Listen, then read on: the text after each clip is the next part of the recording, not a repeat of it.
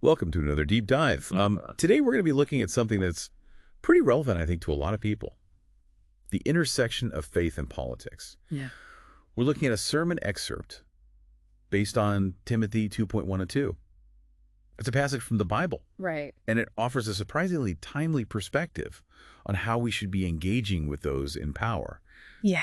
It's kind of wild to think that this ancient text actually speaks to some pretty crazy events that have happened in the world, even just recently. It's really fascinating to me to see how the sermon uses those current events as a way to understand the passage from the Bible. Right. That's what grabbed my attention too. So let's get into the basics here. Like, what does this passage actually say about praying for leaders? Well, the passage itself is pretty straightforward. It's written by the Apostle Paul to Timothy, who was his younger follower, and it basically urges Christians to pray for kings and all those in authority. But I think to really grasp the weight of that statement, you have to understand the context a little bit. This was written when early Christians were living under Roman rule, Right. which, wasn't always so pleasant for them. Yeah. So they're being told to pray for the very people who might be persecuting them. That's kind of a tough pill to swallow, isn't it? It might seem that way at first, but the sermon really emphasizes that this instruction is key to living peaceful and quiet lives.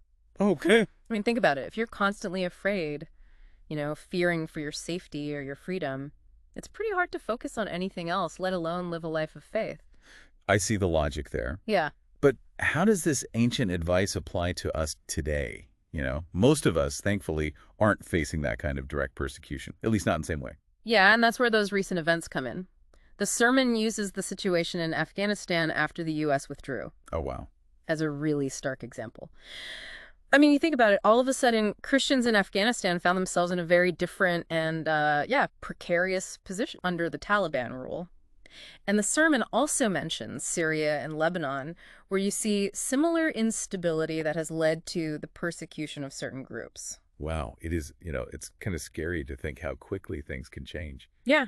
And I guess we take our peace and stability for granted. Yeah, for sure. It's easy to do. Absolutely. Yeah.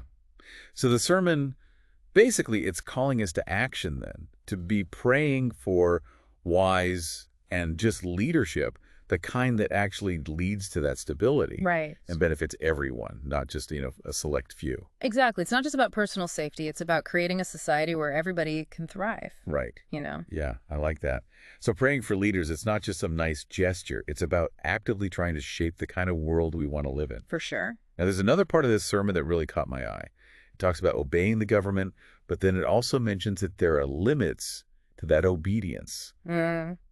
And I'm like, is that a contradiction? I don't know. It's a little confusing. Yeah, that's where things get really interesting. Okay. The sermon argues, and it actually cites the scholar Douglas Moo here, that while Christians should generally follow the laws of the land, Right. they also have a right and even a duty to disobey if a government commands something that goes against God's will. So it's like not just blind obedience. Right. It's a very discerning kind of obedience. Okay, that makes sense. But how do you know where the line is? That is the million-dollar question. Right. And the sermon doesn't give a simple answer, but it does, I think, raise a really crucial question for everyone, regardless of your belief. When does obedience become complicity? Whoa. When do we become responsible for the actions of those in power simply because we're following their orders? It makes you think about some pretty, dark times in history when people are expected to just follow laws that we all recognize now as just morally wrong. Yeah, It's heavy stuff. it is. Yeah. So this idea of discerning obedience, I'm seeing how it ties into this concept of a higher authority that keeps coming up in the sermon. It's like there's a set of principles that go beyond just like human law. Right. So what are the implications of this whole higher authority concept? It's really intriguing. Well, the sermon is very clear. All human authority is ultimately accountable to a divine authority. And I think it's interesting, it's not just a religious idea. Think about it. The oaths that officials take, swearing on a Bible or pledging to uphold a constitution. Right. It's like this implicit recognition that their power comes from something bigger than themselves. It makes you wonder, if leaders really saw themselves as serving a higher purpose, would it actually change how they make decisions? I think it's a good question. Yeah. If we kind of go back to those modern examples, Afghanistan, Syria, Lebanon, Right. you can't help but wonder if things would have unfolded differently. Right. if leaders had maybe acted with that deeper sense of accountability. I mean, that's a pretty profound thought. And it also makes me think about the fact that the sermon specifically mentions South Korea and kind of expresses this hope that they won't face the same kind of turmoil we've seen in these other places. Exactly. So, I mean, that kind of makes me wonder what unique pressures Korean Christians might be facing when it comes to the whole, like, faith and government situation. For sure. Yeah. Yeah. It adds a whole other layer to this whole conversation. Absolutely. Yeah, it's really interesting to think about how all these ideas might play out in different cultures and contexts. But for now, let's kind of zoom back in on the main takeaways from this sermon. It seems like it's offering us a framework for engaged citizenship that's a lot more nuanced than just blindly obeying or rebelling against authority. You got it. It's about discernment. The sermon is calling for discernment. It wants you to prayerfully consider the issues at stake and to have that courage to speak out when you have to. Yeah. It's definitely more challenging, than just following the rules, but I think it's also a lot more empowering. Yeah, no, I'm starting to see that. It's not about, like, escaping from the messiness of politics. Right, yeah. It's about engaging with it in a thoughtful way and in a principled way. This whole conversation has me thinking, prayer, in this context, becomes a much more active thing. Yeah. And even, dare I say, like, subversive act than I had ever thought of before. Yeah, that's a good point. The sermon definitely doesn't shy away from the power of prayer, but it also, I think, really wants to emphasize that prayer is not a substitute for action. It's more like a catalyst, Right. A way to align ourselves with that higher purpose and seek guidance for how to actually live out our faith in the real world. So it's not about just, like, checking off a box or escaping reality. Right. It's about actually trying to shape it. Yeah. Man, this sermon is really challenging my preconceived notions about all this stuff. I think that's the great thing about engaging with these kinds of texts. Yeah. They push us to think beyond our comfortable assumptions. Right. And this sermon especially, I think, is really urging us to think about what it means to be responsible citizens. Okay. Especially for those of us who believe in a higher authority than the state. That raises a good question for me. If we really take this sermon's message to heart, how does it actually play out in our lives?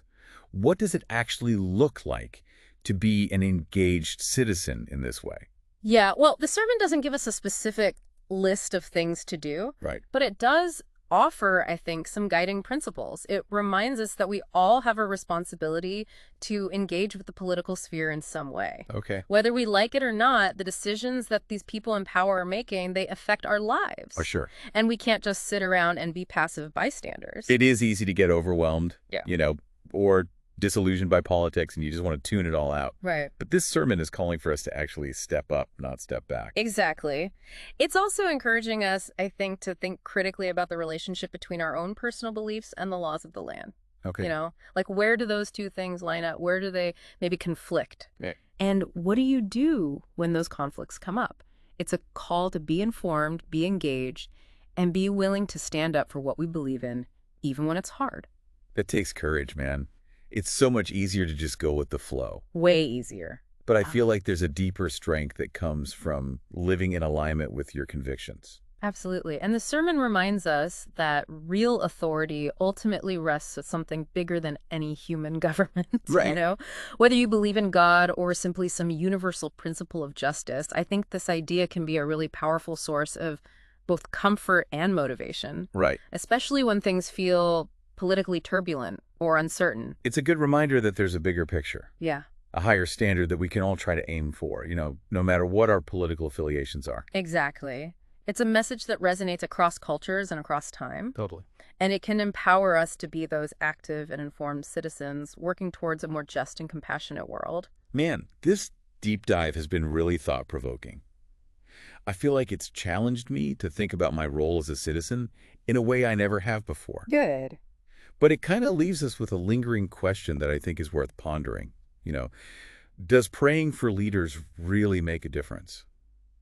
Or is it just kind of like a passive way to avoid taking real action? Yeah. It's easy to feel like our prayers, just like one person's prayers, don't actually change anything, especially when we're talking about something as big and complicated as politics. Yeah, I mean, that's the question a lot of people have. It is tempting to think that prayer is just this feel-good thing we do that doesn't really have any impact out in the real world. Right. But I think this sermon is getting at something deeper here. It's suggesting that prayer is most powerful when it comes with a real desire to actually see positive change. Hmm. It's about aligning ourselves with that higher purpose we were talking about earlier and really being open to guidance on how to live that out in our lives. So it's not about expecting some kind of, like, miracle to happen overnight. Right. It's about shifting our own perspective and opening ourselves up to possibilities. Yeah, I think that's a helpful way to look at it. It's not a magic formula or anything, Okay. but it is a place to start, to start thinking more deeply and then taking action. When you take the time to pray for someone, even someone you disagree with, it forces you to kind of step outside of your own limited perspective. You Right. have to consider them as a person, their struggles, the pressures they're facing, all that. That's true. It's easy to, like, demonize the people we disagree with, Oh, yeah. especially in politics. But when we pray for them, it's almost like we're acknowledging our shared humanity. Exactly. And you never know, maybe that act of praying for them, really considering their roles and responsibilities, Right. maybe that'll change our own hearts and minds along the way, you Yeah. know? Maybe it'll inspire us to be more understanding and compassionate, maybe more willing to have those tough conversations, even with people we disagree with. It reminds me of that quote, I think it was Gandhi who said it, "Be the change you wish to see in the world." Yeah. Maybe prayer, like really deep down, is a way to start becoming that change ourselves. It's about developing those qualities we want to see in our leaders, but in ourselves first. I love that. It's not just about changing the world out there, but also transforming the world in here, in our own hearts. Exactly. So to our listeners out there, don't just listen to this and move on. Let it spark something in you. Engage with these ideas, wrestle with these questions, and see where it takes you. You might be surprised what you find. And who knows, maybe your prayers combined with your actions will actually make a real difference. Thanks for joining us on this deep dive. We'll catch you next time.